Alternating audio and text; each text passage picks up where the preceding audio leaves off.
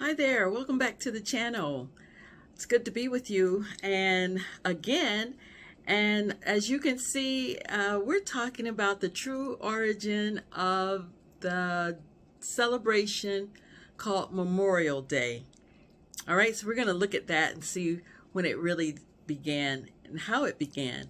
But before we get started, if you haven't already, please subscribe to the channel and hit the post notification bell so you'll know when I upload. Please hit the thumbs up button and share the video. All right, that would be such a help to me. Thank you so much. All right, let's get started. So I'm going to read to you from a guy named Blight, David Blight's book, 2001, called Race and Reunion. And this is going to tell us how the celebration of Memorial Day actually began.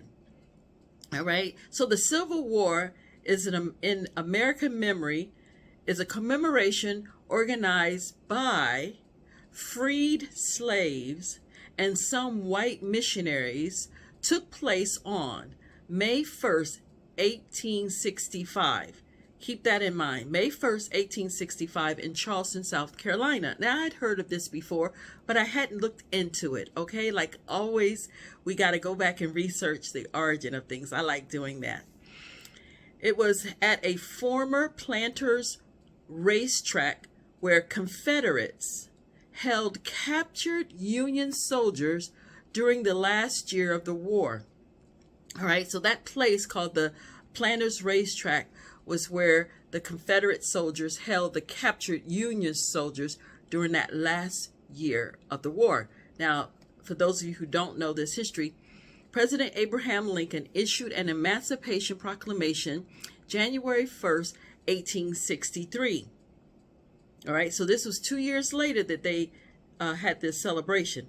So in January 1863, President Abraham Lincoln announces that all persons held as slaves within the rebel areas are henceforward shall be free. It exempted, now this is something I'm telling you that you don't learn in school. They only tell us part of it. I just don't understand it. Listen, it exempted Tennessee and portions of Virginia and Louisiana that were occupied by the Union and left slavery untouched in the border states of, here it is, Maryland, Delaware, Kentucky, and Missouri. Now, if you're like me, you always heard the Emancipation Proclamation freed everybody, and we're going to talk about Texas in another video. We were told that it freed everybody, but listen, it exempted Tennessee, portions of Virginia, and Louisiana that was being occupied by the Union soldiers and left slavery untouched in the border states of Maryland, Delaware, Kentucky, and Missouri. I need that to sizzle in your spirit, man. I'm telling you.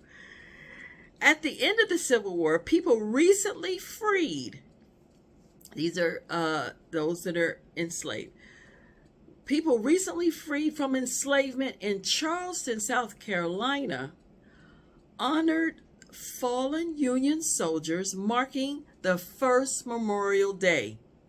The black people that were African slaves that are free in Charleston, they honored the fallen Union soldiers.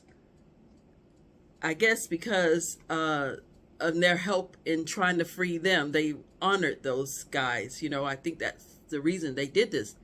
So the first national recognition of Memorial Day, or they also called it Declaration Day, occurred on May 30, 1868 in Arlington National Cemetery. Now this sounds a little confusing, but it says the first national recognition of the Memorial Day or the Day of Decoration occurred in 68. Okay, wait a minute. So 63 was when the emancipation happened.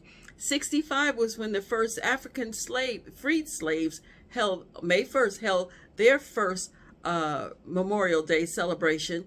And now, 3 years after that, after the people in South Carolina, the freed slaves in South Carolina, a national day of recognition happened on May 30th, 1868 in Arlington National Cemetery.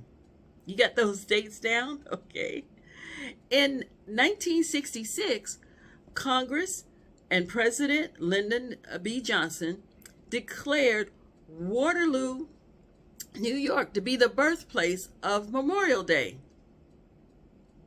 because there was a ceremony on May 5th, 1866, honored local veterans who had fought in the Civil War. Businesses closed and residents flew flags half-staff. So this was a year later, after the freed slaves did it in South Carolina, that these people in New York did it. Okay, so this is the day the president is going to choose to be the day for Memorial Day.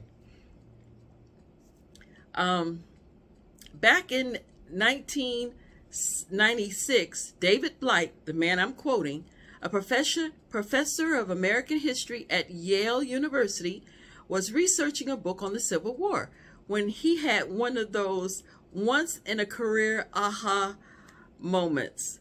A curator at Harvard's Hurston Library asked if he wanted to look through 2 boxes of unsorted material from the Union veterans. And I'm quoting, "There was a file labeled First Declaration Day," remembers Blight, still amazed at his good fortune. And inside one of the piece of cardboard was a narrative handwritten by an old veteran, plus a date referring to an article in the New York Times Tribune. The narrative told the essence of a story that I ended up telling in my book on this march on the racetrack in 1865, unquote. So the racetrack in question was the Washington Race Course, a jockey club in Charleston, South Carolina. In the late stages of the Civil War, the Confederate Army transformed the formerly posh country club into a makeshift prison for the Union captives. More than 260 Union soldiers died from disease and exposure while being held in the racetrack's open-air infield. Their bodies were hastily buried in a mass grave behind the grandstands. When Charleston fell and the Confederate troops evacuated the badly damaged city, those freed from the enslavement remained. Those Africans that were freed from enslavement remained in Charleston. That's what it's saying. So one of the first things those emancipated men and women did was to give the fallen Union prisoners a proper burial. One of the first things they did was to give them a proper burial. You hear that? They exhumed the mass grave and reinterred the bodies in a new cemetery with a tall whitewashed bench inscribed with the words, "Martyrs of the Racecourse," unquote. So, and then on May 1st, 1865, something even more extraordinary happened. According to the 2 reports that David Blight found in the New York Times Tribune and the Charleston Courier, a crowd of 10,000 people, mostly freed slaves and some white missionaries, staged a parade around the racetrack. Remember, that was the place that they held the Union soldiers, okay? 3,000 black school children carried banquets of flowers and sang John Brown's Body. Members of the famed 54th Massachusetts and other black Union regiments were in attendance and performed double-time marches. Black ministers recited verses from the Bible. If the news reports are accurate, the 1865 gathering at the Charleston racetrack would be the earliest Memorial Day commemoration on record. Blight excitedly called the Avery Institute of Afro-American History and Culture at the College of Charleston, looking for more information on the historic event. I'm quoting, he says, "I never heard of it, they told me. This never happened." This is what the courier is saying, okay? The curator. But it was clear from the newspaper reports that a Memorial Day observation was organized by freed slaves in Charleston at least 1 year before the United States cities and 3 years before the first national observance. How had this been lost in history for over 100,000 years, over 100 years? Just in a shoebox somewhere, the information of the old newspaper articles and the information about it. And I quote, "This was a story that had really been suppressed, both in the local memory and certainly in the national memory," says David Blight. "But nobody who had witnessed it could even have forgotten it," unquote. Blight kept digging for more information, but the only other mention he found of the racetrack event was in 1916 correspondence sent from a woman's Civil War Historical Society in New Orleans to its sister chapter in Charleston, asking about the big parade of freed slaves on a horse track at the end of the war. And I quote, "I regret that I was unable to gather any official information in answer to this," wrote the Charleston Society president. She couldn't find anything. And I'm quoting, "That's such a telling statement," says Blight. "The woman who had wrote the letter may not have known about it, but the fact that she didn't tells the story." Once the war was over and Charleston was rebuilt in the 1880s, the citizens' white residents likely had little interest in remembering an event held by former enslaved to celebrate the Union's dead. Think about it. That didn't fit the version of what the war was about to them, says Blight. So Blight understood, wait a minute, these people, the city's coming back, these white people would not be interested in hearing about freed slaves having a big celebration and parade over the dead Union soldiers. Because, in their minds, even though they lost the war, they were still fighting the war in their minds, and they still wanted to believe that they had not lost the war, and they weren't happy about losing the war. So this would not be something I could see them wanting to remember or even record or celebrate, or perhaps not entirely.